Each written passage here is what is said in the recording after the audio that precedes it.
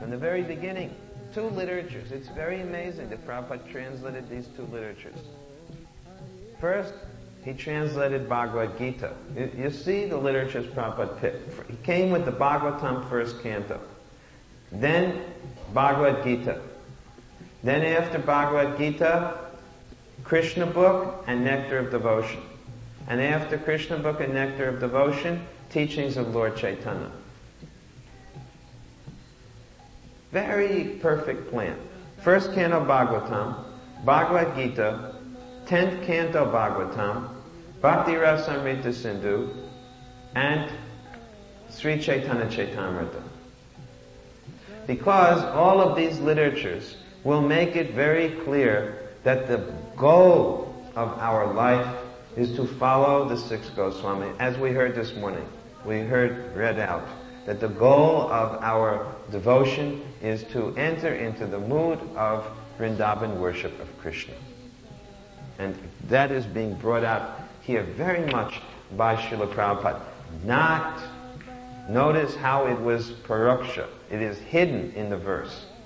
Without Prabhupada's purport, I read you the verse and you'll never know what this purport was about, what this verse was about. Why do you think Hare Krishna mantra is not in the Srimad Bhagavatam? It's not in the Bhagavatam, in the verses of the Bhagavatam, but it does appear in other scriptures. Why not? Because actually the mantra is meant to be given by Guru.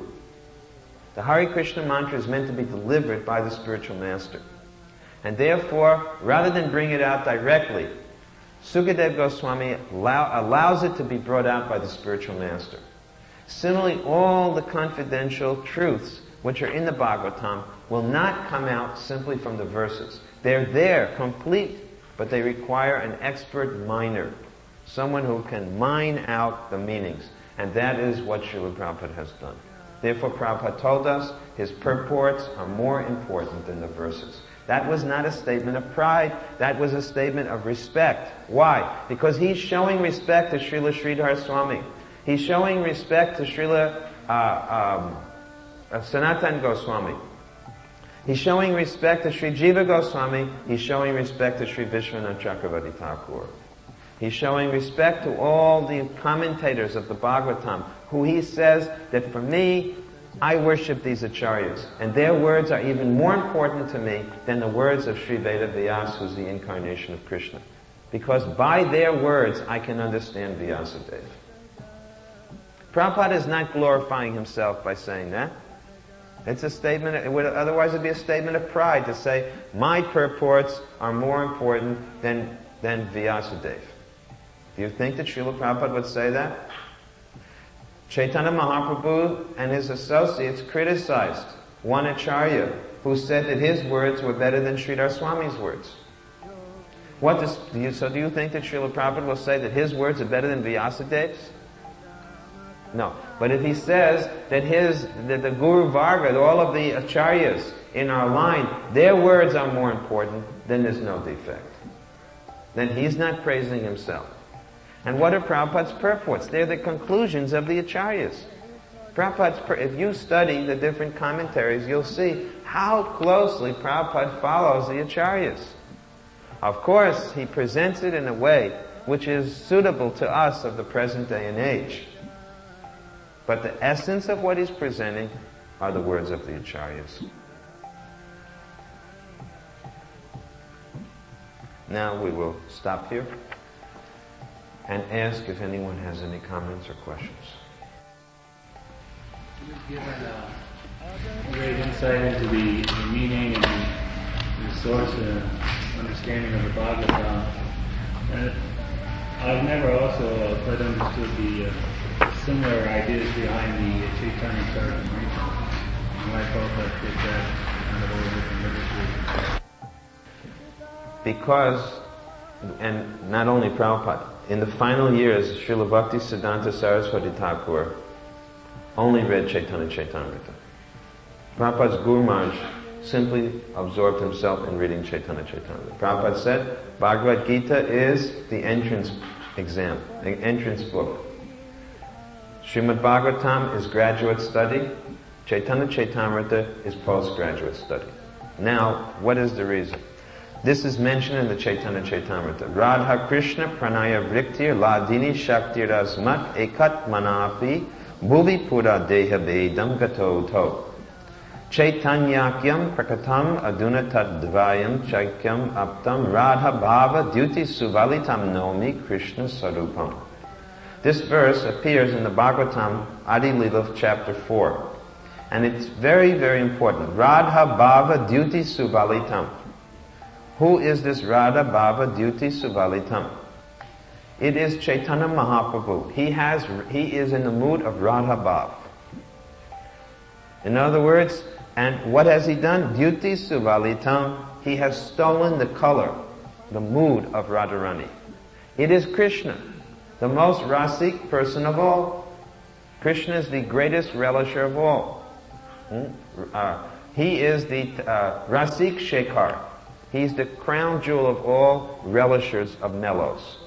And knowing and being such a relisher, he could understand that the best way that I'm going to relish is if I can steal the mood, enter into the mood of Srimati Radharani. So doing so, he became Sri Chaitanya Mahaprabhu. And in becoming Sri Chaitanya Mahaprabhu, he did this to reveal to the world all the glories of Krishna, as only one person and no other person was qualified to reveal them, Srimati Radharani. She alone can appreciate and fully understand the glories of Krishna. But she did not reveal those glories, only to her very close and intimate friends. So Chaitanya Mahaprabhu is Krishna, who is all magnanimous, who has come in the mood of Srimati Radharani to make known to the world all of Krishna's transcendental glories. So without Chaitanya Mahaprabhu, no one can understand the full depth of Krishna's glories and devotion to Krishna. Because the deeper you understand Krishna's glories, the more devoted you become. Therefore, no one can be more devoted to Krishna than Radharani and the gopis. So Chaitanya Mahaprabhu is Namo Mahabharanaya, Krishna Prema Pradayate. He is giving Krishna prema, but not any type of Krishna prema. He's giving the type of prema that the gopis have. He's especially come to give that prema. Why? Because it's the deepest. And therefore Rupa Goswami says, you're more merciful than anyone else. Why? There's a reason why. There's a very good reason why. Because no one ever gave that type of prema. And only Chaitanya Mahaprabhu has come and his associates to give it. So Prabhupada wanted to give the world what Chaitanya Mahaprabhu came for. Therefore he gave us this verse when we asked him, please give us a pranam mantra. Namaste Gauravani, Namaste Saraswati Deve, Gauravani. You have come to distribute Gauravani, the message of Lord Chaitanya. If Prabhupada had not given us Gauravani, how could he be a follower of Gaura? How could he be a Rupanuga? He had to give us Chaitanya Chaitanya. Without giving Chaitanya Chaitamrita, we can never understand who is Radha and Krishna. Without the mercy of Lord Chaitanya, no one can understand who is Radha and Krishna. And without understanding Radha and Krishna, then Lord Chaitanya's mission is failed. Because he came to distribute the glories of Radha and Krishna. So, first he gave us Krishna book. You see? First he gave us Bhagavatam to clear, the first canon Bhagavatam, to clear away so many anarthas. Then Bhagavad Gita to further do so. Then Krishna book, 10th canto, the pastimes of Krishna from start to finish. And then Chaitanya, nectar of devotion, to understand those pastimes, because there's a science. And finally Chaitanya Chaitamrita in the form of teachings of Lord Chaitanya, and then full CC to disclose, to open, to reveal the inner meanings of those pastimes. If you study Chaitanya Chaitamrita, there is nothing left hidden.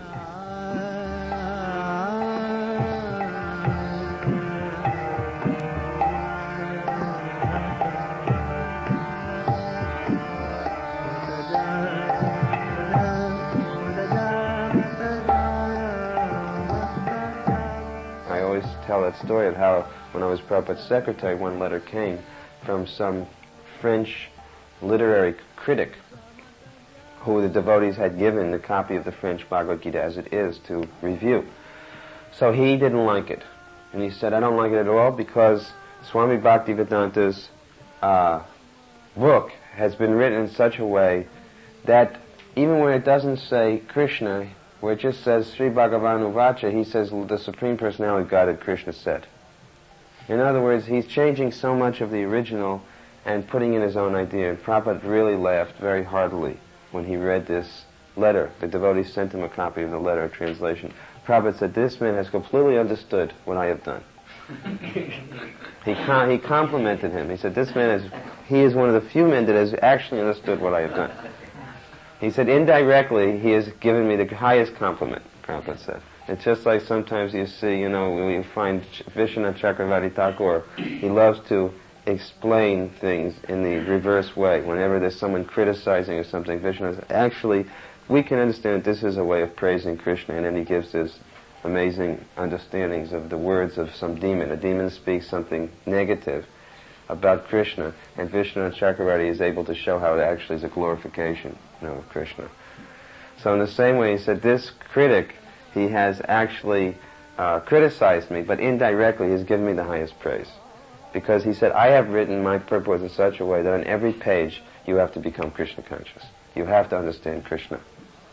And actually we find that when we read Prabhupada's books, the effect is, it's exactly like chanting Hare Krishna, it's exactly like taking prasadam, it's exactly like associating with devotees. Prabhupada gave me one book to read from one of his godbrothers who had written a book about Chaitanya Mahaprabhu. So Prabhupada said, take this book, he's asking us to publish it. So you please look through it and read it, and give me your impression. So I read it, and afterwards I had a big headache. So I went to Prabhupada, I said, it's got everything in it that's supposed to be there, but somehow or other, he said, yes, mental gymnastics.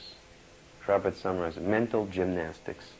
In other words, it is not written on the transcendental platform.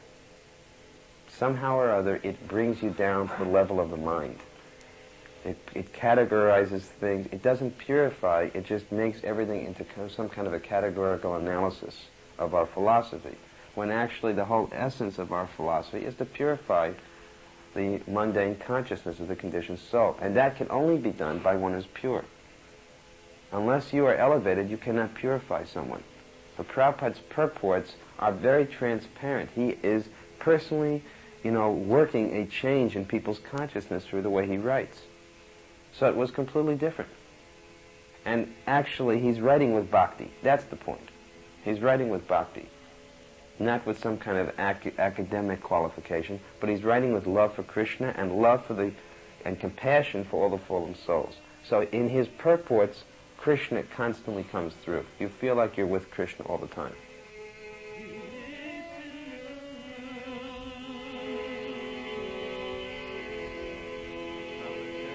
I get one credit. It is only one credit I can claim for my own. I never deviated. I never changed the word of my Guru Maharaj.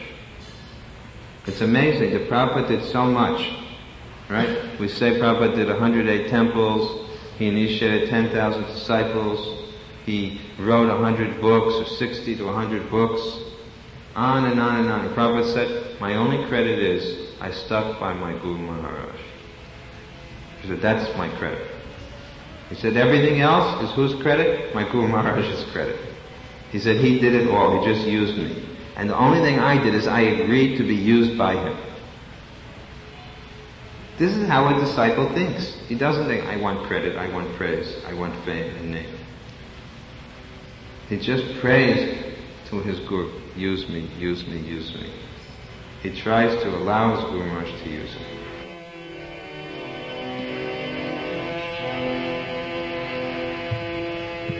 So, on a number of occasions, Srila Prabhupada describes how his Guru Maharaj delivered him. He says that when he went to meet his Guru Maharaj, he was a member of Gandhi's liberation movement. But the first time he saw his Guru Maharaj ordered him that you should go to the Western world and preach this Krishna consciousness movement. And although Prabhupada challenged his Guru Maharaj that how can you think of this spiritual life as long as India is captured by the British, his Guru Maharaj did not budge an inch from presenting, I guess you can go ahead, from presenting the point that the real thing that is required is Krishna consciousness. Srila Bhaktisiddhanta Saraswati Thakur he had taken a vow to chant 1 billion times the holy name of the Lord. Now you can just imagine how much is 1 billion names. He was chanting day and night. At the time he was living in a thatched hut. He was chanting in a thatched hut, and he was so determined for his japa that the rain would come through the hut, and Srila Bhaktisiddhanta Saraswati Thakur would hold an umbrella while in the hut. He didn't even bother to fix the hut. He just sat in the hut, and when it rained, he would hold an umbrella and chant japa. And he was going on like this for some years in a row. And he was only eating once a day, very, very little. So, at that time, in the midst of this chanting, the Panchatattva, Sri Krishna Chaitanya, Lord Nityananda, Advaitacharya, Gadadhar, and Srivas, and the whole Guru Parampara appeared before him, before Bhaktisiddhanta Saraswati Thakur. And they ordered Bhaktisiddhanta Saraswati Thakur to preach. And therefore Bhaktisiddhanta Saraswati Thakur came out of his bhajan place, and he went to Calcutta and began to preach on the order of Sri Guru and Gurunga. And it was this act of going out which brought him into contact with Srila Prabhupada. So if we stay inside and just do our bhajan, we may become liberated, but we should understand that Sri Panchatattva wants us to go out and preach.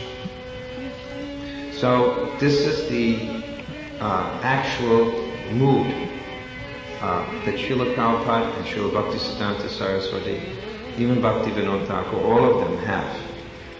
Prabhupada quotes his Guru Maharaj, one who has life, he can preach. And he also said, preaching is the essence. So we are all interested in knowing what is the essence of spiritual life. So the essence of spiritual life is to preach. Because in this day and age, Krishna has come in the form of Lord Chaitanya. And it is the worship of Lord Chaitanya that qualifies us for understanding and worshipping Radha and Krishna.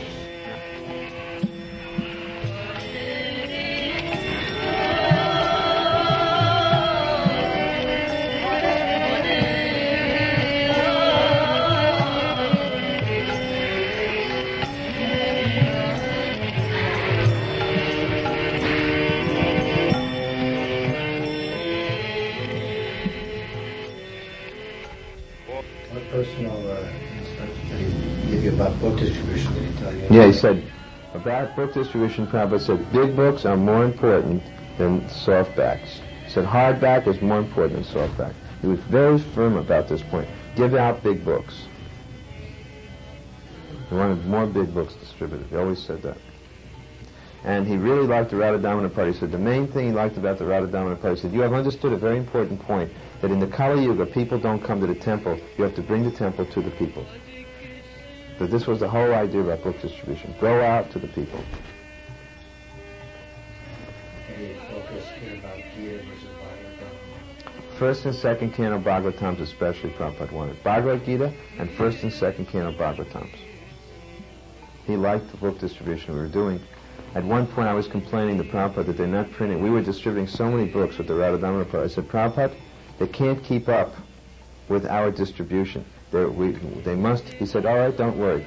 They were doing 20,000 at a time. He said, I will instruct them to print 50,000. He said, but one thing is that although they can't keep up with you, you can't keep up with me, because I'm 3 cannos ahead or 2 cannos ahead of you both.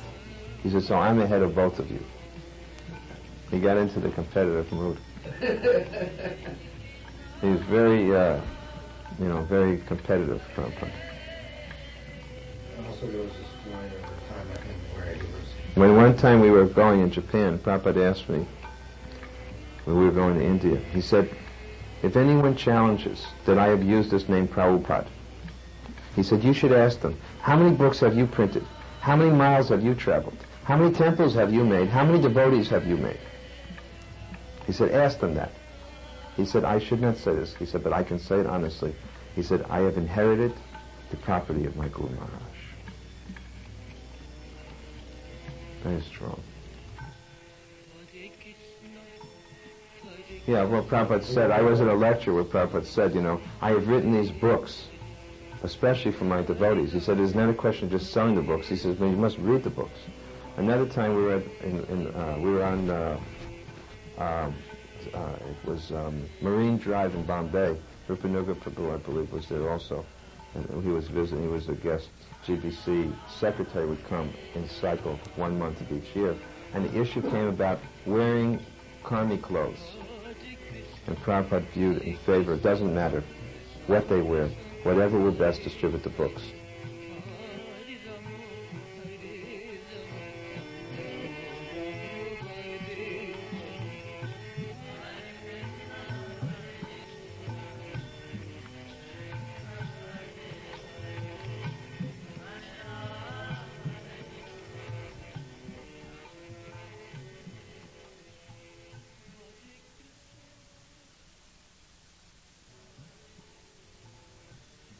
Another time, our Radha Damodar party, we decided to use incense packs as a warmer, you can say a warmer, to get the person warmed up. So a person would buy a pack of incense, and then, basically we would give them a book and ask for something further if they would give.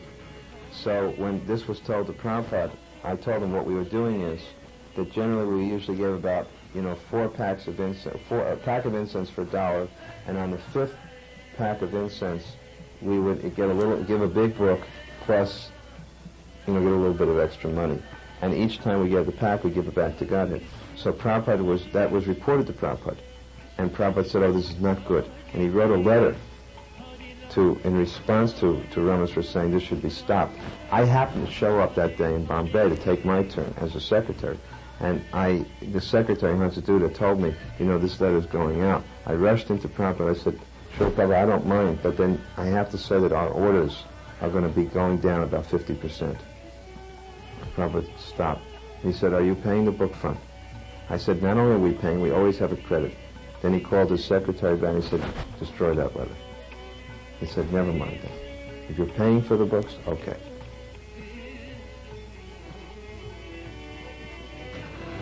So he wanted to see the books distributed. Did he ever comment to you about the potency of the books as far as just being on the person's bookshelf at home? Or Prabhupada said very clearly that any way that they could come into contact with these books, he said even they just touch it. He said even if they look at the picture, if they touch the book, he said they begin their devotional life. Therefore he told the book distributors, put the book in their hands. He said if they just touch the book, never mind even read it, they touch the book, it has so much power. So book distributors should always put the book into the hands of the person.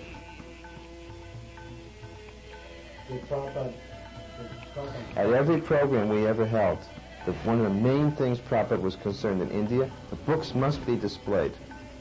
And he wanted someone to get up at some part, and they don't do this anymore in this country, but he wanted someone to stand up and describe the books and what each book was about. That was supposed to be part of each program.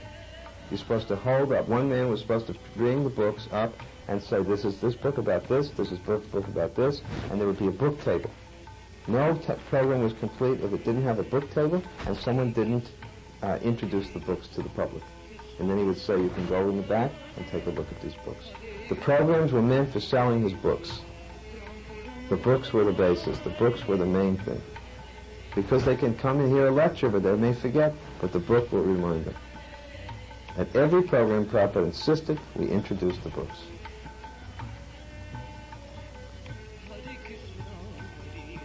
Did Prabhupada call the distribution Sankirtan Mahaprabhu? Yes, Sankirtan. The first letter I got, he called it Sankirtan.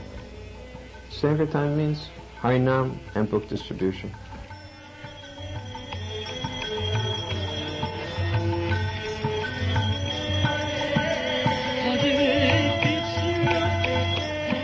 Prabhupada comments here.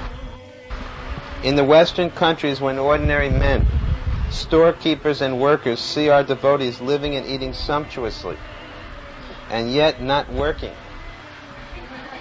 they become very anxious to know where did they get their money. Such people become envious and ask, how is it possible to live so comfortably without working? How is it that you have so many cars, bright faces, and nice clothes? Not knowing that Krishna looks after his devotees, such people become surprised, and some become envious.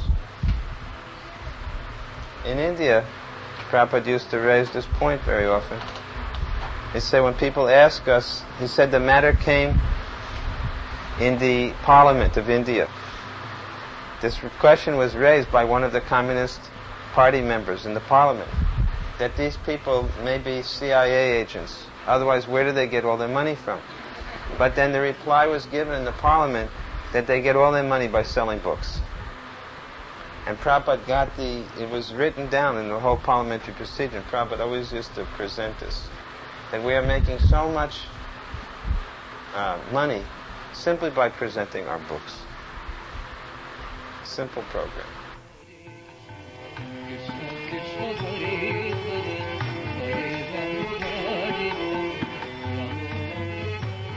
If for some reason the airport venue is, at some point closed off to us, then we'll have to work very vigorously to find alternative means. And we should do that because we should know there's a reason why Prabhupada stressed book distribution as the main preaching program. Please, if you have any faith in this movement, you have to have faith in the founder Acharya. We should not think that we are more intelligent than Prabhupada.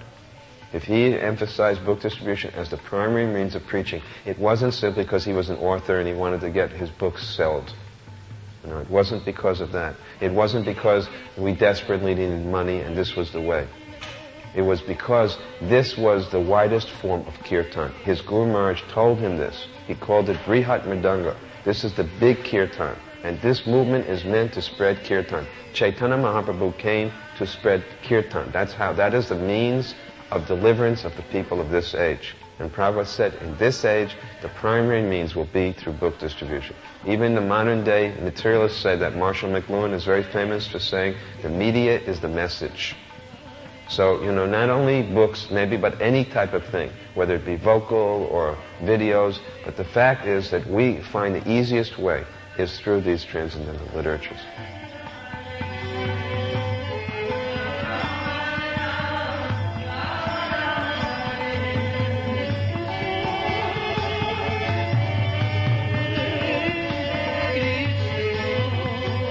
If the disciples become very good preachers, then that is the best testimony to the worth of the Guru. This is the best testimony. You can tell the tree by the fruits it produces. So I think this is such a good credit to Srila Prabhupada, that he produced so many preachers. Not only men, ladies also. So many qualified lady preachers. I was speaking with Giriraj Maharaj on a telephone, and he was just in Columbus, Ohio. One of our God sisters, Malati Prabhu, she has a temple there. And he was saying that this woman is so advanced. She loves to greet the Vaishnavas. She's always absorbed in the mood of Prabhupada, serving very humbly, very, very, very humble. And she has made so many lady devotees there. She has a very nice preaching center, all ladies. and she invites different preachers to come there and preach. So Prabhupada trained up so many qualified disciples. I was just in Los Angeles, and they were having a reunion, and I met one god sister, Kausalya Devi, who I had not seen since 20 years. And I remember how Prabhupada sent her and one other lady to organize the whole preaching in Jaipur, where I took sannyas that time. And she arranged a big programs for Prabhupada. She did all the arrangements. So Prabhupada had many qualified women disciples also. So ladies also should go out and preach. They shouldn't think this is the business of men.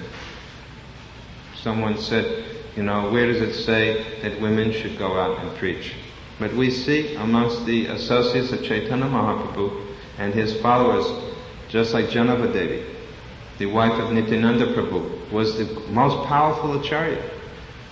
After the disappearance of Lord Chaitanya and Nityananda Prabhu, Janava Devi became the acharya for the whole Gaudiya Sampradaya.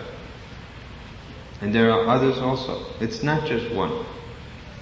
There's not so many. And especially in Kali Yuga, women have achieved a position practically of equality in so many ways. So let them be equal in preaching. They should also go out. Not that you should just do your job or take care of the house and stay at home. But you should also go out. So everyone can preach. Prabhupada gave credit to Saraswati, Shamsundar's daughter, 3 years old. He took Saraswati to MIT, Massachusetts Institute of Technology, practically the top technological school in the world. And so after Prabhupada gave a lecture, Saraswati stood up, and in the middle of the kirtan, she jumped up and she started going like this to everybody. And everybody, all of the college students got up on her order. Prabhupada said, a 3-year-old girl, and she has made all of these university graduates, dance. And he always used to compliment her, that anyone who asks her, who is Krishna? Saraswati would say, the Supreme Personality of Godhead. So anyone can preach. Not that it's just, the right of a few people.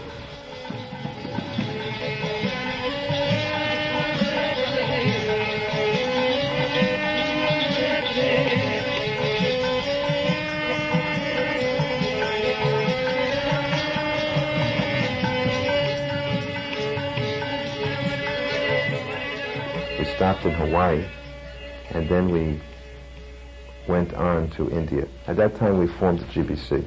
It was already in its planning stage. I mean, there's some interesting stories. When we were in Los Angeles, before I went to Europe, I remember I used to come over regularly to see Prabhupada. He was only coming at one point. I made an arrangement for him to come, and we got a beautiful house for him so he could translate. And he would only have to come once a week. So basically, apart from his secretary and servant, I was the only one from the temple who would see him to give him a report on a regular basis. So when I would come over, sometimes we found little scraps of paper, and they were lists of devotees, and it said on it, GB, with a list of devotees.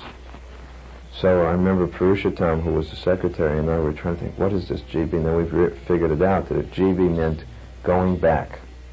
This was the list of those who were going to go back to Godhead. Of course I was pretty happy because my name was on the list. So, I held these papers. There were 3 different times he made these lists, and they said GB. 2 times it said GB, the other time there was nothing on the list. And Brahmananda's name was on the top of the list, and my name was there, and a few others. One of the lists had 3 ladies on it. It was Govinda Dasi, and I believe Jadharani, and Jamuna's name.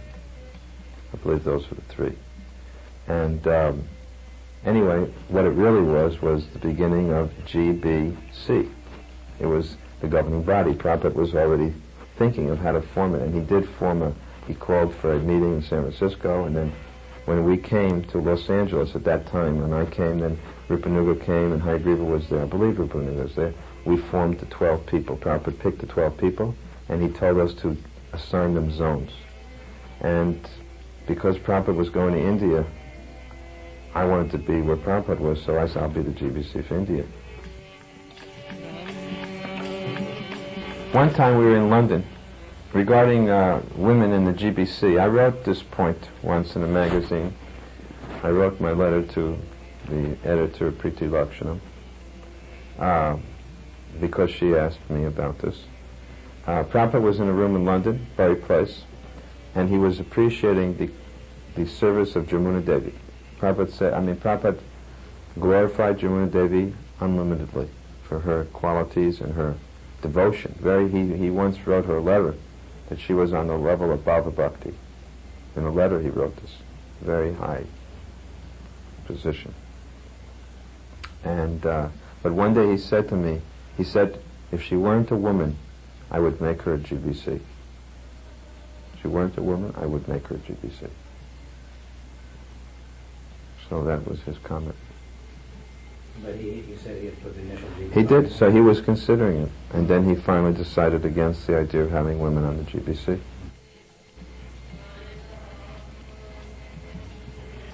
He did have their names originally on a list, but he never included them. And we did not select who would be GBC members. We selected who would be, which zones they would have, but it was Prabhupada himself who personally chose the first 12 GBC members.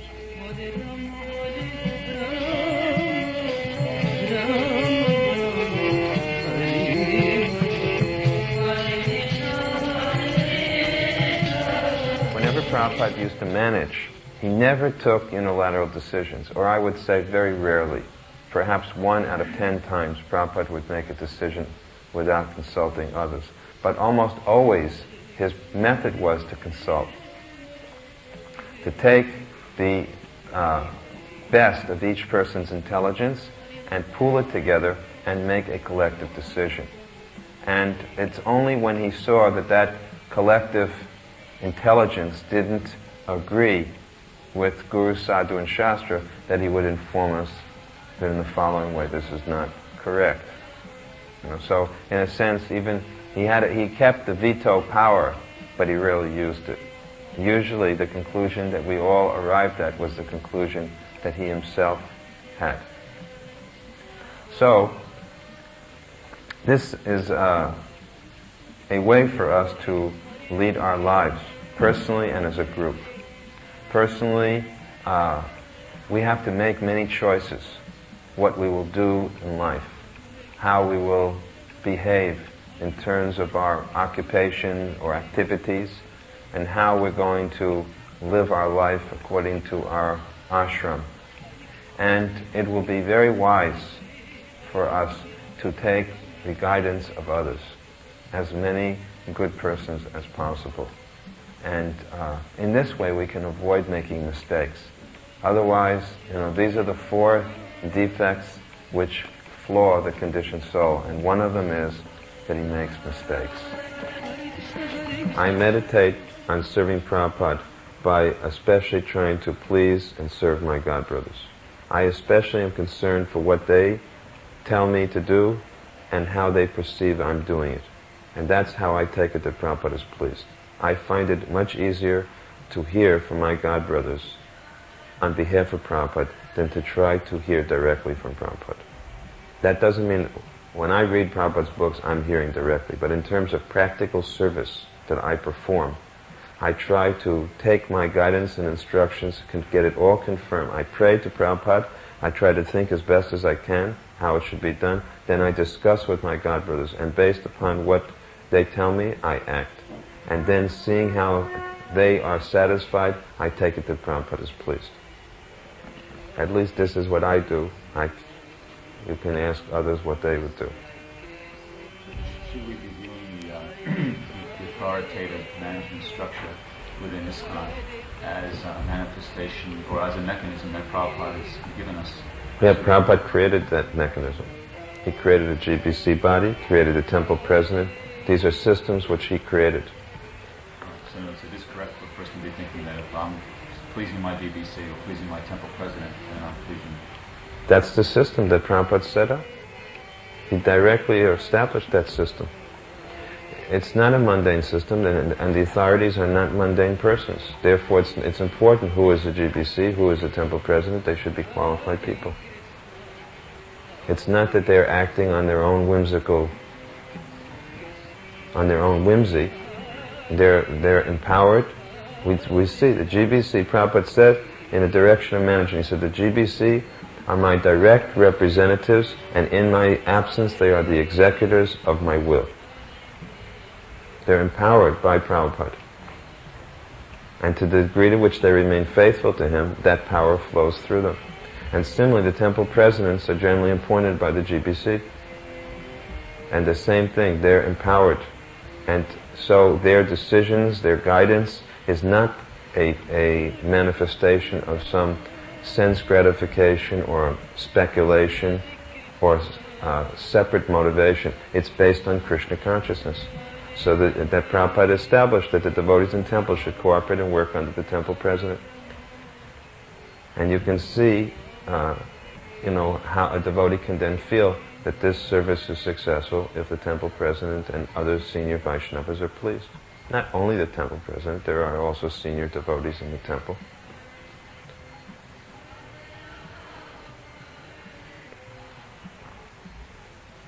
So that's how do you, it's not as if every single disciple wrote Prabhupada letters. They didn't.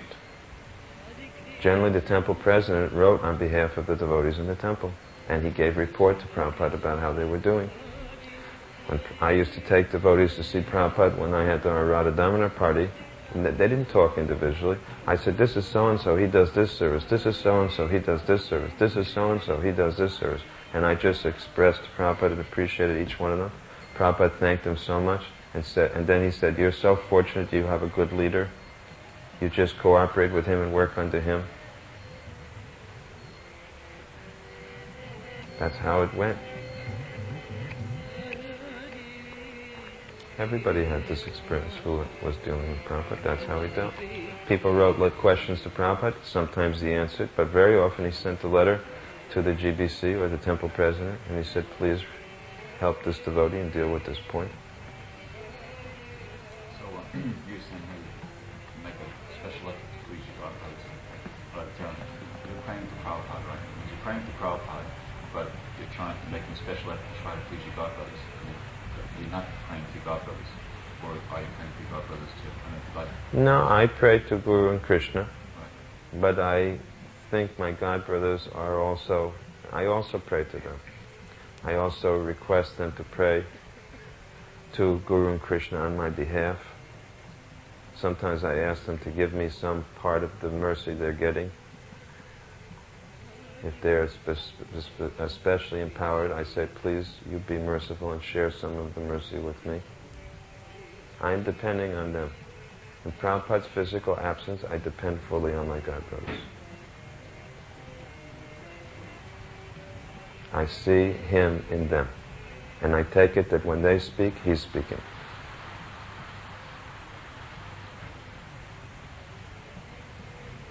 And the result is that everybody remains then very unified and cooperative. There's no question of my being independent, because I depend upon them, and they're actively working within this movement. So it brings me very closely into union with all of them and keeps this movement very cohesive that way. Well, someone may say that they're not as perfect as Prabhupada, but neither is my meditation on Prabhupada perfect. I figure that my godbrothers are more perfect in their ability to guide me, discuss with me, ascertain everything I'm doing, than my individual ability to perceive what Prabhupada wants me to personally do and whether or not he's pleased. So they're still better than I am. I'm not comparing them to Prabhupada, I compare them to myself.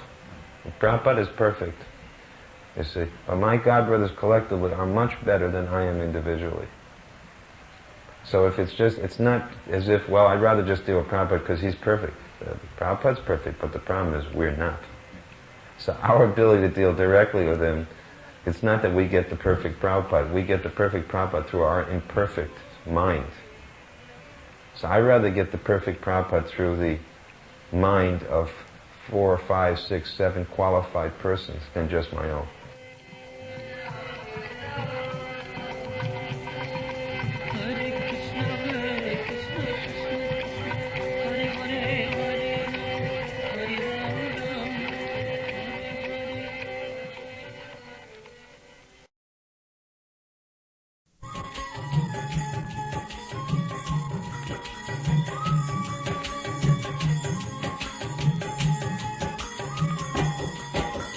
Madhav Madan Murari Radhe Shyam Shyama Shyam जय केशव कलिमलहारी राधे श्याम श्यामा श्याम सुंदर कुंडल When Srila Prabhupada incorporated ISKCON, one of the principles was a society which would bring together people.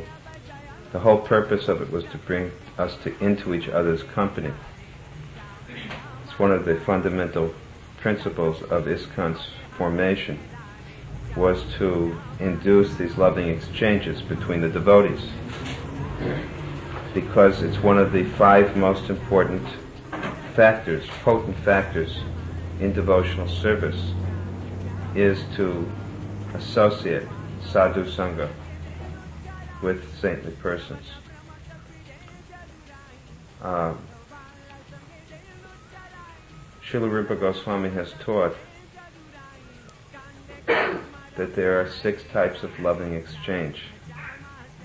Priti Lakshana, to hear and to speak confidentially with another Vaishnava, to give and receive gifts between Vaishnavas, and to distribute and to accept prasadam from Vaishnava to Vaishnava. Srila Rupa Goswami has specified these are the 6 foremost practices of loving exchange. So in establishing ISKCON, Prabhupada built these 6 into the actual program of Krishna consciousness. Nothing happened by chance. Srila Prabhupada's every act was guided by Krishna, and by it we can see that it's a manifestation of these scriptural injunctions. He personally would reveal to us about Krishna. We would inquire from him. He would give us so many types of gifts in the form of prasadam, in the form of, from his hands, prasadam, in the form of his instructions, in the form of his association. Sometimes in even practical ways he would give us things. His clothing, a house to live in. There was no end to the gifts he gave. And he would accept from us our practically useless, comparatively, not useless, but insignificant gifts, the way a father would accept back from the child some offering of a tie or something on a birthday from the very money which the father had given the son as an allowance. He would accept it, though, with love. And of course, prasadam, he would give to us, we would give to him. And he would encourage this between the devotees also. So, this was a fundamental part of the Krishna consciousness movement. Lest there be any doubt about it, around 1969 beginnings, Prabhupada started to write in his letters that the success of this movement depends upon how much you love and trust each other. This became, I think Brahmananda will remember, I remember it showed up in letters. Prabhupada wrote me and he wrote others, and I saw it. It just started to show up in letters. Perhaps because Prabhupada could see that as young devotees, our inclination was not always to love and trust each other. So he started to emphasize this, that the success of this movement was going to be based upon how much real love and trust we had for each other. That's not sentimental, of course. Real love and trust is not a sentimental point. As Giriraj Maharaj explained what love is a genuine offering of service to another without any thought of return. It's free of selfishness. And trust is based upon the degree of surrender someone has to Guru, Sadhu, and Shastra is the degree to which you trust someone in Krishna consciousness. If someone is not genuinely surrendered to Guru, Sadhu, and Shastra, it's hard to fully put your trust in them. So he started to emphasize this point of love and trust between the devotees. And I remember one particular incident when, and it was not uncommon, that we didn't always get along together. So one devotee approached Srila Prabhupada and said that we have a lot of differences amongst ourselves. We don't always get along. Is there something you can practically recommend for us to do to help us get over those differences? And Srila Prabhupada responded that if there is a common activity that you can all engage in together, this will help you to get over all of the differences. So the devotee asked, what was that? And Srila Prabhupada replied, Harinam Sankirtan. And therefore we took it very seriously. Clear the temple, and the only person left, if at all, was the pujari. One person would be left in the temple, and that would be a temple. At that time it was the biggest temple in terms of numbers of devotees, 60, 70 devotees. Only for one person remained in that temple, the pujari, and everyone went out on Harinam. And when you have all the devotees cooperating in a common activity, it really does foster the love and trust Prabhupada was talking about, especially when that activity is Harinam.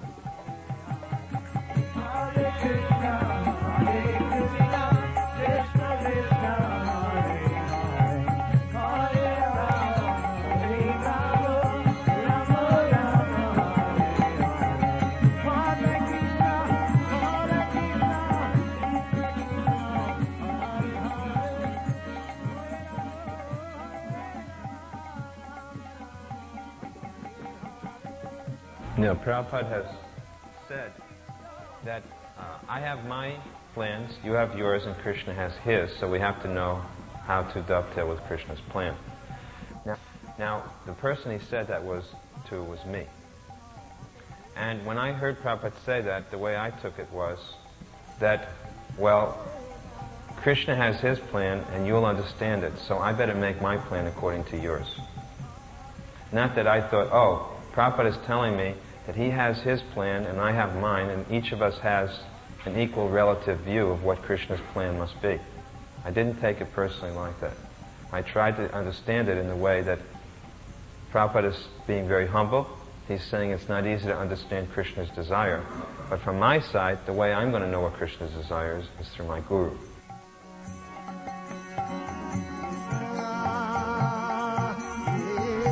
In 1975, 74, 73, 74, 75, and 76, some of the leaders of our society wanted to make all of the temples of ISKCON in America under one corporation. Prabhupada said, no, I want each temple separately incorporated. They went to lawyers, and the lawyers told them, this is not a good system that your guru is recommending. You should have one umbrella corporation under which all the others are shielded. Prabhupada was adamant, no. Two of the GBC members who were working with the lawyers became very much convinced that the lawyers were right. They flew to meet Prabhupada in Miami. I happened to be with Prabhupada, and he explained to them why it was dangerous and that he was adamant, no. Then again, when Prabhupada came to LA, I happened to be with Prabhupada, and again they went back, and they kept persisting. Prabhupada explained, these lawyers want to control our society, and they are trying to do it by getting you to form one umbrella corporation, which they alone will have enough brains to know how to run. And indirectly, they will control the society. I want each society separately incorporated so that if any problem ever befalls one, it will not affect another. Have we not seen the intelligence of Prabhupada for that? What was the result? These two GBC men acted in two different ways. One of them came back the next morning and put a letter on Prabhupada's desk and offered obeisances and left. Prabhupada opened the letter, and it said, "Dear Srila Prabhupada, I hereby offer my resignation as a member of the GBC." The other one said, "I can't understand this. I don't understand why Prabhupada is saying it, but Prabhupada is saying it, he can't be wrong. There's something, I'm just dull, I'm stupid, but I can't understand it." That person stayed.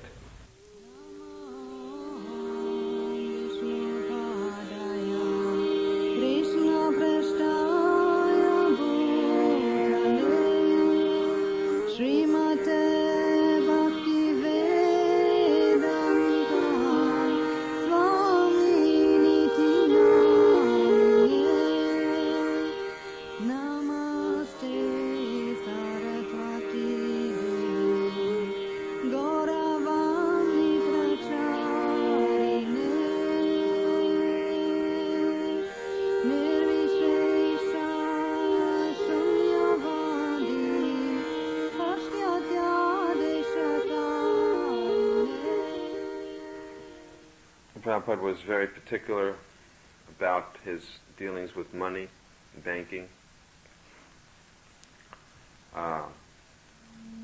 People would give him Guru Dakshin, and he kept it in an account which he used as he made a Mayapur Vrindavan trust with all the Guru Dakshin. He saved all this money. At the same time, he was very particular with all of the accounts. He had me compute the interest rates, because there were so many different accounts. Because wherever he would go, they'd give him Guru Dakshin, then he would open an account, and he was always, as a secretary, we had to check that the interest was right every month, and we used to find mistakes of like 5 paisa, 10 paisa. He'd immediately say, "Write a letter to the bank that they've made a mistake," catching it. And so he was very careful in terms of how he managed the money. One time we went to there were many dealings with the banks, making fixed deposits and other things of this type. And he was always particular about how to deal. I remember when we went to buy the land in Mayapur, he asked me, "How are you going to carry the money?" And then he showed me how to make a money belt. He showed me you take the money, and you wrap it up, and then you put it around your waist in a cloth, and then you put your dhoti over it. He said, "And this is safe." He was always, he knew so many practical things. We saw him do things like that. Or, one time we couldn't pack the suitcase, but finally he got so frustrated because we couldn't fit it all in. So he showed us how to do it. He packed it up, and then he jumped on top of the suitcase and he made it go down. And then he said, "Now close it."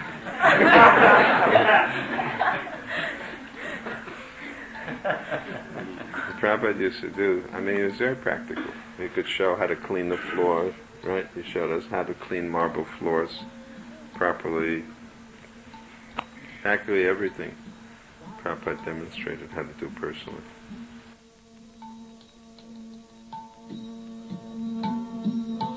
That was a whole other thing, Prabhupada's medicines. And Prabhupada was very particular about his personal paraphernalia. Like one time, Prabhupada came back to Vrindavan. He said, "Where is the brass lota?" So they had another brass lota. He said, "I want that brass lota." And the same thing happened with his eye wash glass. "Where is the eye wash glass?" He said, "I can't find it." He said, "No, I want that eye wash."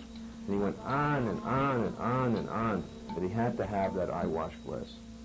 He did not like someone to lose something, because Prabhupada gave the instruction that when taking care of one's own property, one must be very careful. But how much more careful you have to be when you take care of someone else's property. So he considered that all the things given him were Krishna's property, and they were being used in Krishna's service, and very particular. They must be maintained.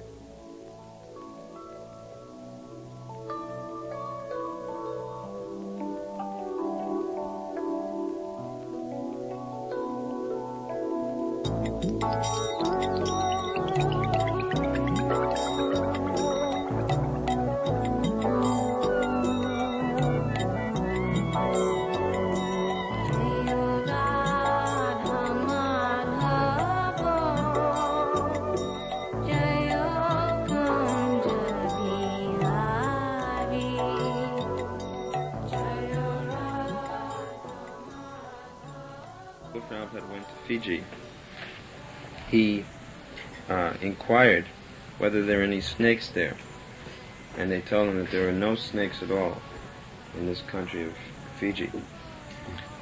But there's one big snake, they said, called Dange, who is a very powerful snake. And in fact, the main native religion is the worship of this Denge, this big snake. So Prabhupada said that Denge is actually Kaliya, that Kaliya had left when he was banished from the waters of the Jamuna in Vrindavan. He swam all the way across the ocean and took shelter in this island of Fiji. So therefore Prabhupada established the deity Krishna Kaliya.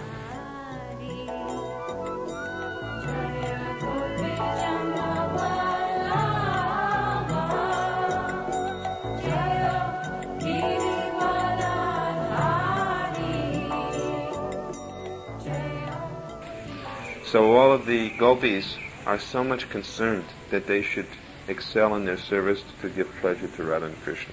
So we should also become so expert that when we are doing services of our different types, that we should know that Guru and Krishna will certainly know who has done this service. If whatever it may be, whether it is cooking for the deities, dressing the deities, or preaching on behalf of the deities in our movement, everybody has their style, and you can always tell who it is. Just like you can see, after a while, if you keep going for darshan, you can know who dressed the deities by some special thing they do. Isn't it? There's a certain mood when one group goes on for a week or 2 weeks, and then another group is on. You can tell who it is. Or if someone is cooking, you know who has cooked. Right? Or if you see book distributors for a long time, you can just know by the way they distribute which book distributor is. Even if you are not seeing the face, you could tell by certain things who it is, what the words they say are, or the lectures they give, the type of lectures someone gives. After a while you get to know them. So these things are personal. Everything is very personal. And in the spiritual world you don't lose that personality. It becomes heightened and refined. But the refinement is all based on pleasure of Radha and Krishna. In other words, it's no longer, well, this is the way I am, and I hope Krishna will like it. That is our present condition. This is the way I am, and I hope Krishna accepts it. But after a while, when we become Krishna conscious, we learn what Krishna likes. Therefore, we're advised to learn from others who know better. That is actually why we need Guru. That is why we need Vaishnavas. That is why we need Shastra. So we learn from them, what is it that Krishna likes? How does Krishna dress? How does Chaitanya Mahaprabhu dress? How does Nityananda Prabhu dress? What are the things that they like to hear? What do they like to eat? These are the things that we should gradually learn so that we can be pleasing to them. And that will give us pleasure if we're actually interested in giving them satisfaction. We'll become happy if they're happy. How do they like kirtan? Just like I remember we were doing Mangal Arti in Bombay when we first came back to India with Prabhupada, 1970, in one life member's home. So there was no deities. Perhaps Prabhupada's deities were there at the time in the little room, but it was a room maybe half the size, and there were 30 devotees, 25 devotees. So Prabhupada we were all sitting down, and Prabhupada was behind he was in his chair and behind a little desk. And one after another he had the devotees leading the Mangal Arti, but he was not satisfied with the way they were leading. He went through 7 or 8 different kirtan leaders. and only finally Jamuna led and he accepted what she did. Otherwise, so many famous kirtan singers fell down. Dinanath fell down, Rabadi Nandan fell down, one after Madhavisa fell down, one after the other, they all were rejected by Prabhupada. And finally Jamuna sang and he accepted that the kirtan was right. I don't think Madhavisa was there, he was in Calcutta, but the others were there and they were all rejected. So Prabhupada wanted the kirtan in the morning melody, the morning rag, and until he insisted that it had to be that way, and the reason he stopped all of them, and they were finally they all started to sing the morning melody, but they weren't singing it exactly right. So sometimes I think about this when devotees lead Mangal Arati. They should be aware that there is a proper, way of leading.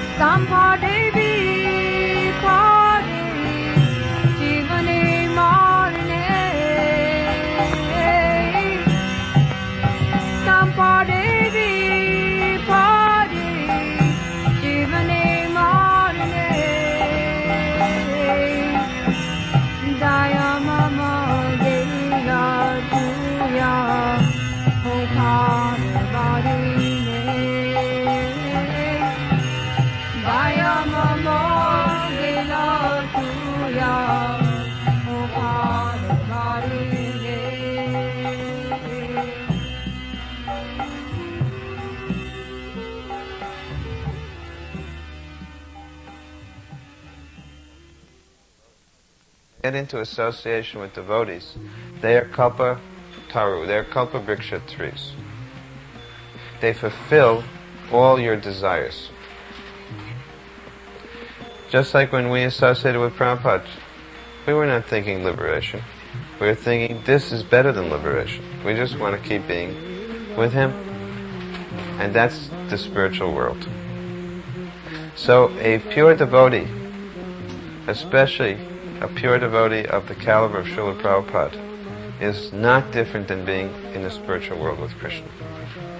He is Krishna's dearmost associate, who comes within this world by the arrangement of the Lord. He comes within this world to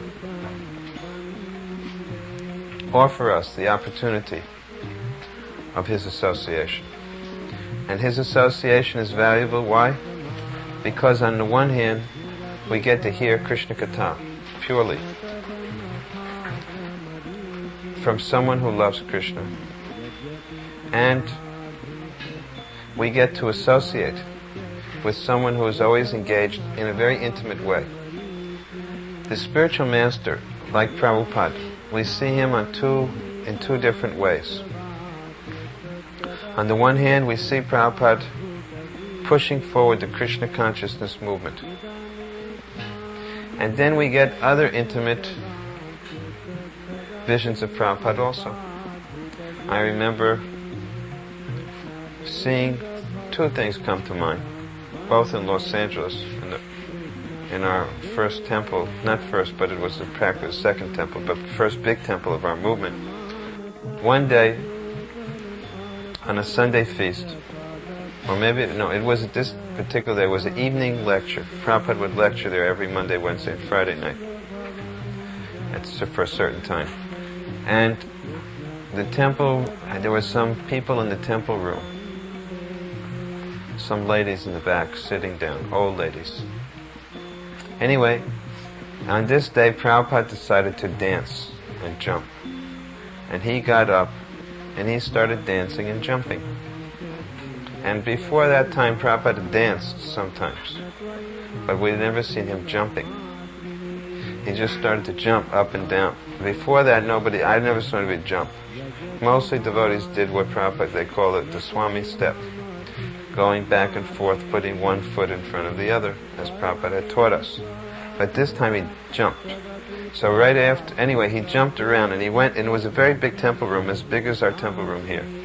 And he just kept jumping the whole time, jumping and moving around, And when he came in front of these two old ladies that must have been in their 60s or 70s, he just stood in front of them jumping.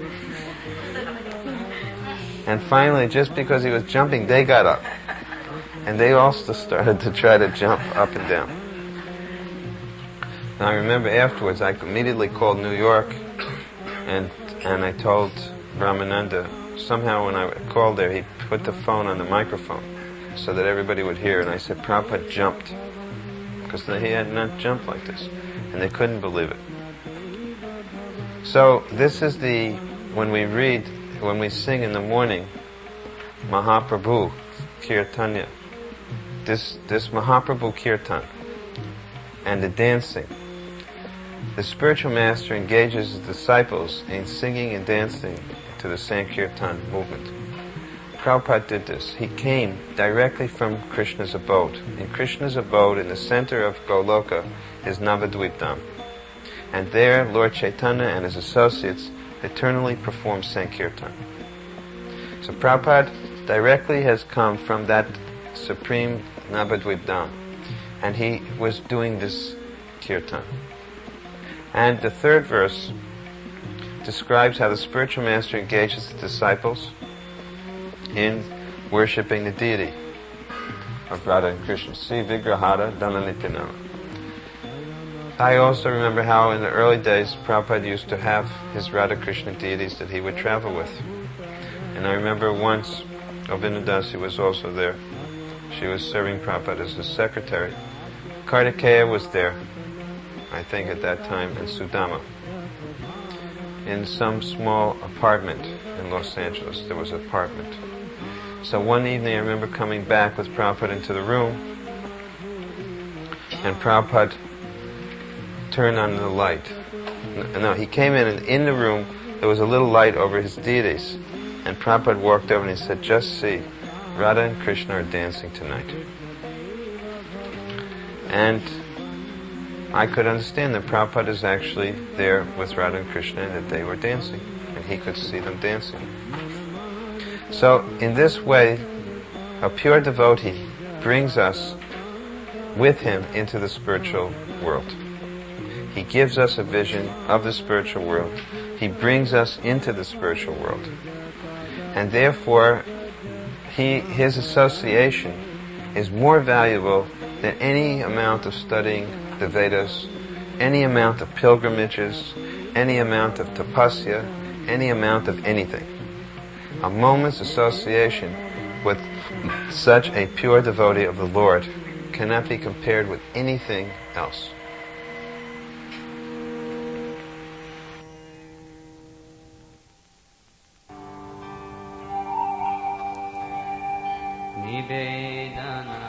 I remember when one day one devotee came from Vrindavan in 1968 to see Srila Prabhupada in Los Angeles.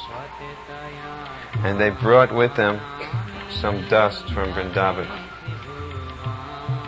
Immediately Prabhupada took this dust from the little bottle and ate it. And we all were very wide-eyed. We had never seen anything like that before. But afterwards, we, of course, whatever Prabhupada did, we would imitate immediately. So he passed it around and we all did it. But we didn't know what we were doing. And then Prabhupada explained that the dust of Vrindavan is not only is it not different than the spiritual world, but even better, it has the dust from the lotus feet of the 6 Goswamis and all of their followers. For hundreds of years, it's mixed in that grudge dust. So this dust has the ability to give Krishna prema.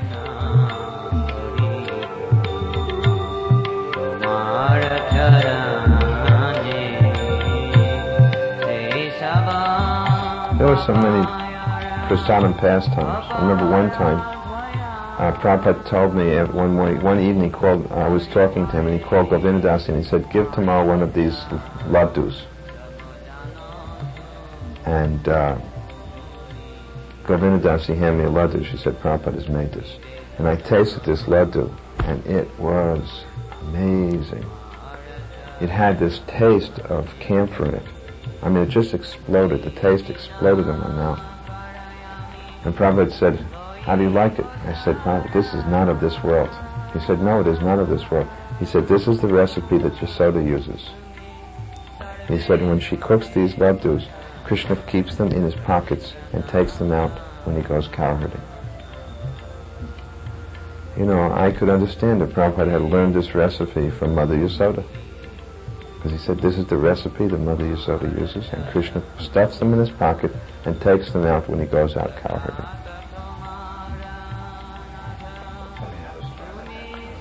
Well, another prasadam story. The first time, one day, oh God, this was quite a story. Bhakti Siddhanta Saraswati Thakur's, I think it was appearance day. So I told Prabhupada that, Srila Prabhupada, you know, can we celebrate this in the evening? Because then we'll have a lot of guests. Prabhupada said, no. It must be celebrated at noon. So it was on a Friday.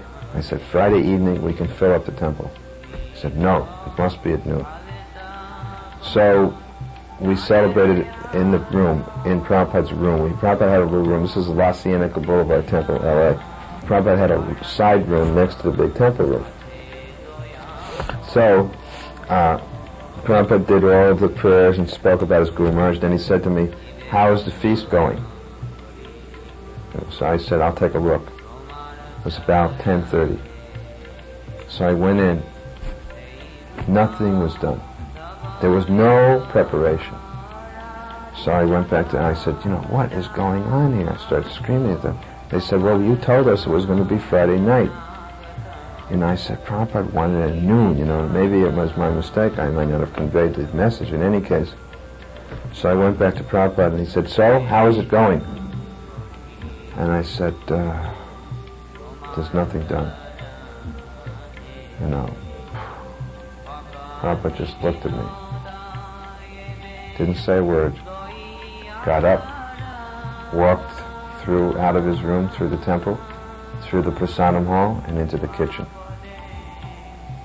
He immediately told the devotees, get this done, cut this vegetable. He cooked a feast in 1 hour for at least 70 devotees. A person cooked the whole feast, at least 12 preparations, within 1 hour's time. And he always told me, I always remember this, Prabhupada always said, deity worship is 1 hour's business, cooking is 1 hour's business. Cooked the whole feast in 1 hour. And I remember one of the best things I remember about it was the way Prabhupada made the puris that day. Put every puri puffed up. He put in the puri in the hot ghee, you know, and he would just touch it. And it was like he would touch them.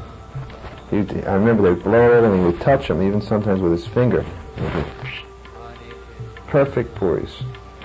Then the feast was offered, and it was brought out of Prabhupada's room after. It was given to Prabhupada, the whole Maha plate. Within about 3 minutes afterwards, it came out practically untouched. And we were all eating this big feast, and we saw Prabhupada didn't eat it. Prabhupada was very upset. But he still cooked the whole feast for his Guru Maharaj. He was determined that it must be, and he told him it must be offered by 12. But he was very disturbed. But he was... That prasadam was, when you tasted Prabhupada's cooking, there was nothing like it. I tell you, I've never ever experienced prasadam.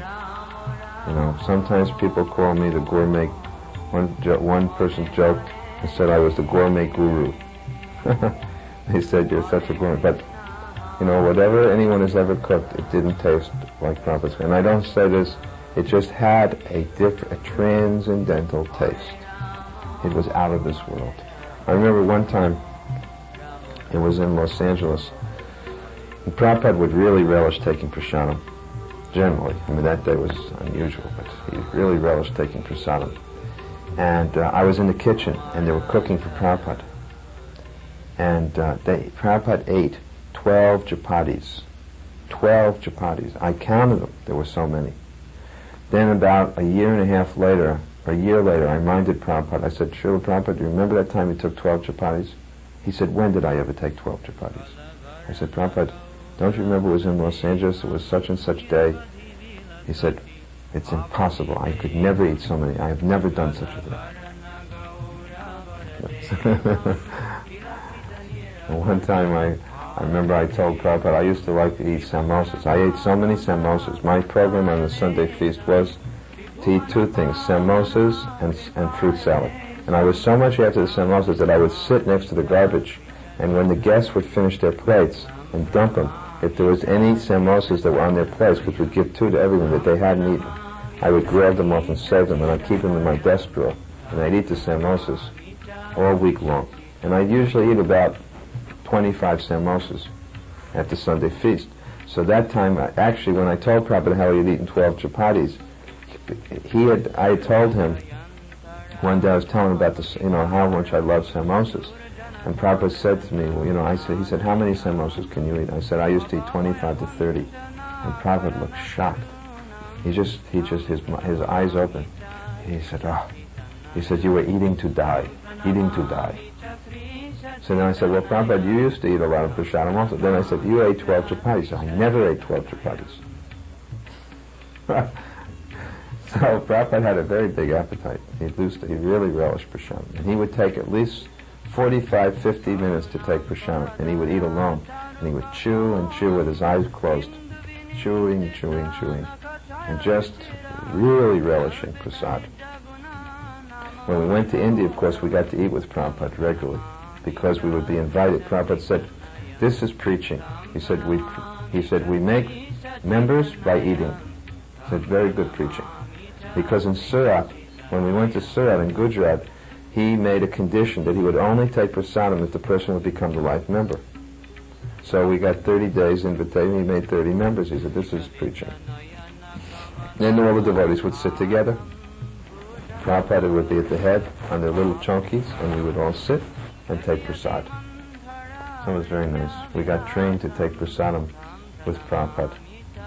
And when Prabhupada struck that deal for Back to Godhead orders, so then they served us prasadam. And I asked Prabhupada at that time, is there any, can you give any special instruction on how to take prasadam? Prabhupada said, when taking prasadam, there are no rules. It is a matter of personal taste.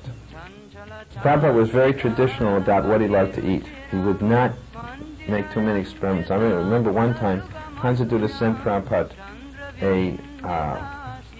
what was that from Germany? That marzipan. That's crushed almonds in a paste in a bar. So the marzipan arrived, and everybody was just like, they were waiting for the prasad. They brought Prabhupada, here is marzipan from Germany. He wouldn't touch it. So it seemed like Prabhupada preferred to be very conservative.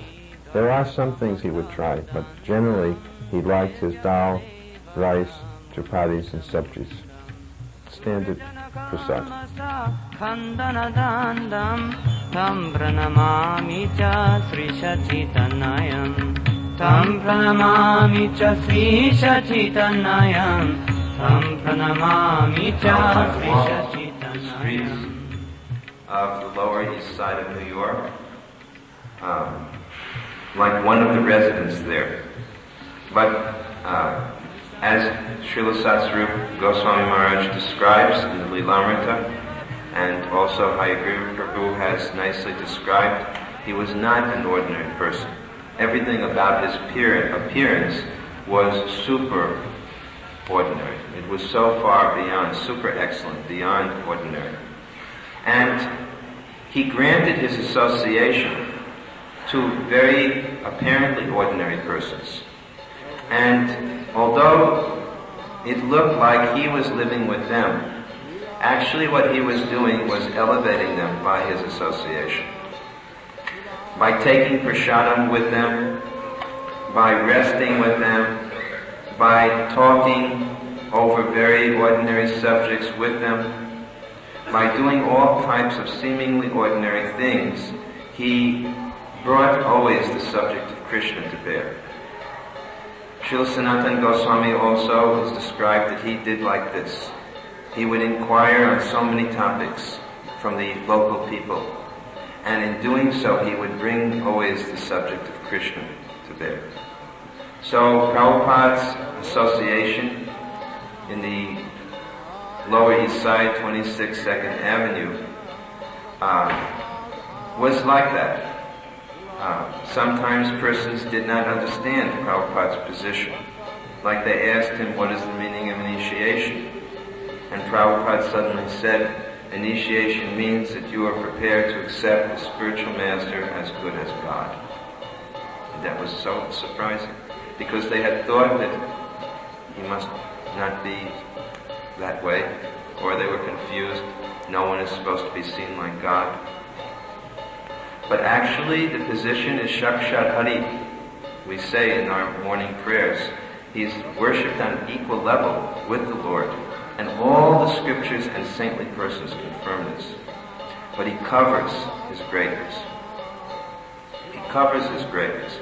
He is the Supreme Lord's representative who comes within this world to move amongst us. Otherwise, if Krishna moves amongst us, we might not also recognize. When Krishna was present in this world, so many persons did not understand that he was God. So when Prabhupada was present, so many people failed to recognize him. So, gradually as we do service to our spiritual master over the years, we'll appreciate more and more his position. And then when we get a chance to meet him the next time, then we'll be able to serve him in so much of a better way.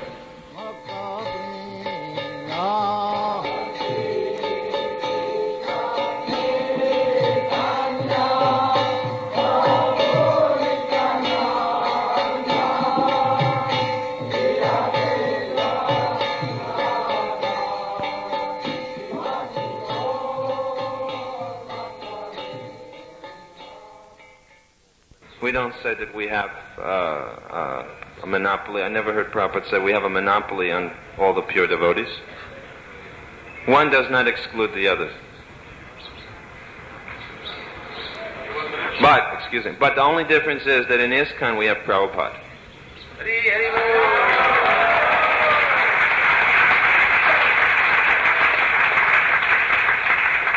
So, there may be pure devotion available outside ISKCON, but it will be without all of the sweetness of Prabhupada. And Prabhupada means ISKCON and all of the wonders that are in ISKCON. You see, therefore, who cares, in a sense? I mean, we respect and appreciate, but we are very proud of what we have.